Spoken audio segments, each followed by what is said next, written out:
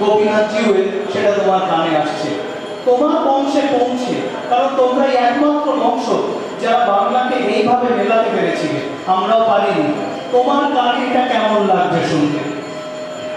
আসলে আমার শরীরে যে রক্ত হয়েছে সেই মানুষটি মানুষের কবি ছিলেন। তিনি বলেছিলেন মানুষ ধর্মকে এনেছে, ধর্ম কিন্তু মানুষকে আনেনি। এবং এই মানুষটি চেয়েছিলেন নিজের সন্তানের নাম রাখতে কৃষ্ণ মোহাম্মদ, এটা বোধ হয় আর কেউ পারবেন না। এবং রবি ঠাকুর সেটা বুঝতে পেরেছিলেন বলেই তিনি বলে গেছিলেন তোমার হলো শুরু আমার হলো সারা। সেই সময় বহু সমসাময়িক কবি সাহিত্যিকরা ছিলেন, কিন্তু তারপরেও রবি ঠাকুর মুসলমান ঘরের ছেলে, বিদ্রোহী কবি কাজী নজরুল ইসলাম, যিনি মানবতার কবি, যিনি মানুষের কবি, যিনি সমস্ত শ্রেণীর মানুষের কথা ভেবেছেন। এবং আজকে বেশি কথাই যাব না, সময় নেই।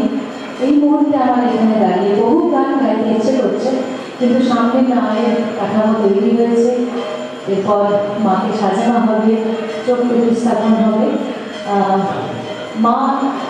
মাকে নিয়ে বহু গান কবি লিখেছেন। অ্যাকচুয়ালি মা বলতে কবি দেশকেও বুঝিয়েছেন, মা বলতে আমাদের নারী সমাজকেও বুঝিয়েছেন, মা বলতে আমাদের দেবী দুর্গাকেও বুঝিয়েছেন, মা কালীকেও বুঝিয়েছেন, সমগ্র নারী জাতিকে বুঝিয়েছেন।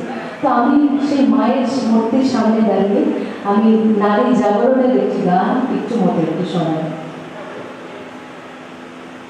জাগো নারী জাগো বন্যে শিখা, জাগো সাহসী মন্ত্রে রক্ত টিকা। জাগো নারী জাগো বন্যে শিখা, জাগো সাহসী মন্ত্রে রক্ত টিকা। জাগো নারী জাগো বন্যে শিখা, দিকে দিকে মিলিত বলে লিহার শোনা, নিচে চলে মোদের দিবসনা। জাগো তোমারিনি ধরে শিখা লাগিনি, জাগো তোমারিনি ধরে শিখা লাগিনি, বিশ্বদানতে যে জাগো দায়িকা। জাগো নারী জাগো বন্যে শিখা, জাগো সাহসী মন্ত্রে রক্ত টিকা। জাগো নারী জাগো বন্যে শিখা, ধু ধু জ্বলে ওঠে ধুমায়িত অগ্নি, জাগো মাতা কন্যা বধূ ছায়া ভগিনী, পতিত